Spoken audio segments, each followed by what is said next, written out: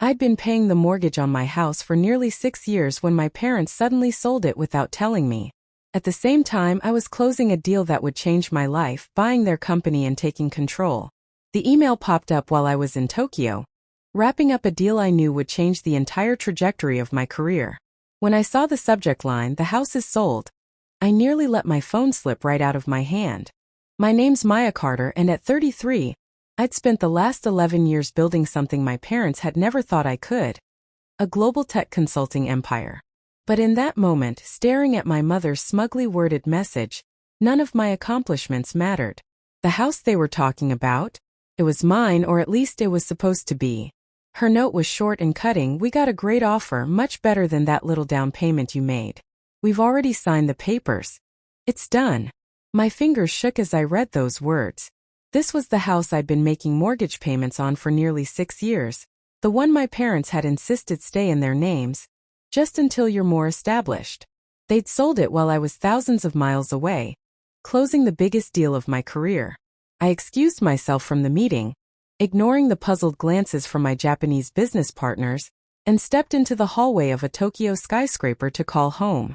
My mother answered in that syrupy tone she used when she was pretending to be sweet. "Oh Maya, did you see our email? Isn't it wonderful news?" I gripped the phone tighter. "Mom, that was my house. I've been paying the mortgage for 6 years. She brushed it off like it was nothing. "Don't be dramatic. Your father and I needed the money for the company. Sterling Tech hasn't been doing as well as we hoped. Besides, you're never even there, always jetting around with your little consulting business." Little consulting business. If only they knew. "Where am I supposed to live?" I asked, though I already knew what she'd say. "You can stay in your old room," she chirped. "It'll be just like when you were in high school. Remember how nice that was?" Nice wasn't exactly the word that came to mind. I remembered the constant criticism, the way they compared me to my older brother Jason, the golden child and CFO of Sterling Tech. And now apparently the company was in such trouble they'd sold my home out from under me. "I have to go, Mom. I'm in the middle of something," I said, hanging up before she could reply. Back in the conference room, the irony hit me like a punch. While my parents were scrambling to keep their sinking company afloat, I was in Tokyo orchestrating the biggest corporate takeover of my career. Sterling Tech wasn't just struggling, it was drowning. And I knew exactly why. For the past year, I'd been quietly acquiring their debt through shell companies and strategic investments, positioning myself for this exact moment. They thought I was running a small consultancy. In reality, I was the CEO of Quantum Global, one of Asia's largest tech consulting and acquisition firms.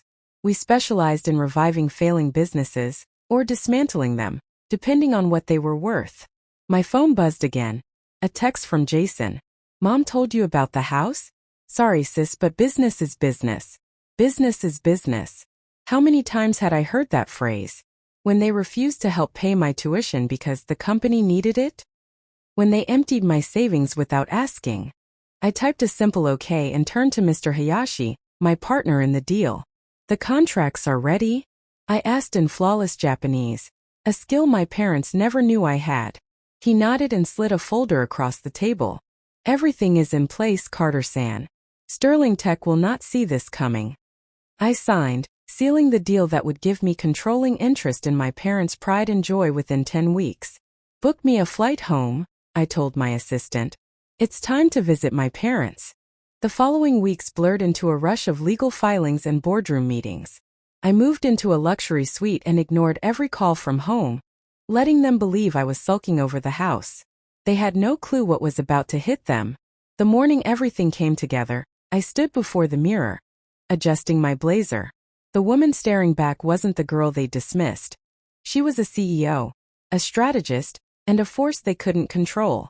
At Sterling Tech's headquarters, I walked through the lobby where I'd spent childhood afternoons watching my father and brother strut like royalty. The security guard, already on my payroll, greeted me. The elevator ride to the top floor felt like a slow drum roll.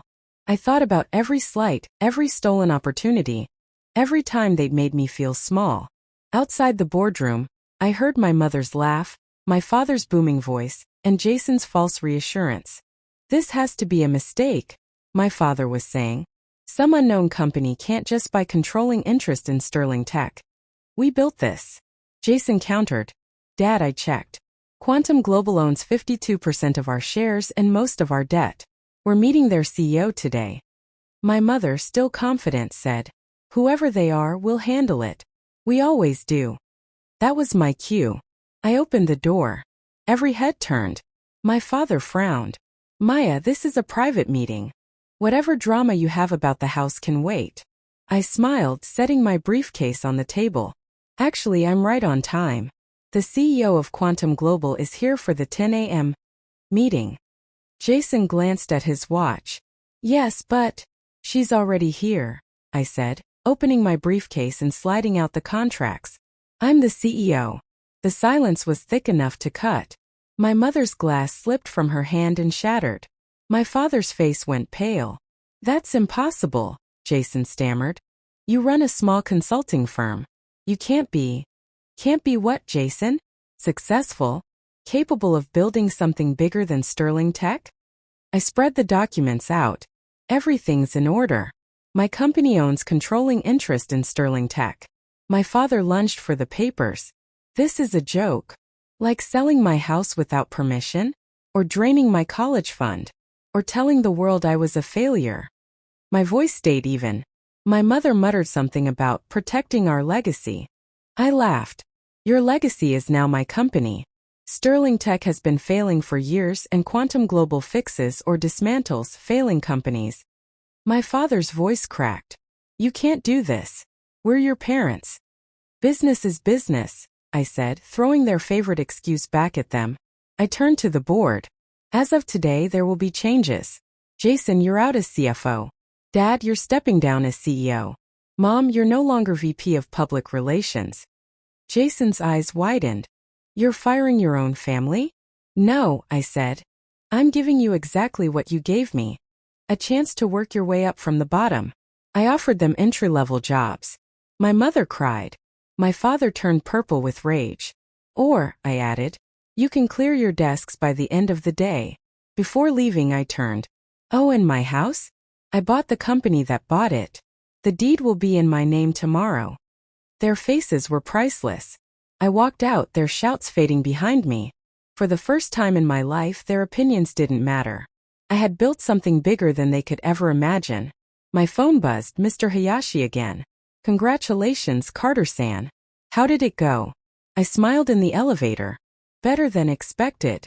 The doors closed, shutting out my old life. By the next morning, I was sitting in my father's old chair. My chair now, reading the headline. Quantum Global acquires Sterling Tech, unknown CEO shocks industry. They'd underestimated me for years, and that had been my perfect cover. I picked up the phone. Hi, I'd like to put my parents' house on the market. Yes, the one they just sold. Don't worry, I own it now. Sometimes Karma wears a power suit and carries a briefcase, and sometimes she comes in the form of the daughter you never believed in.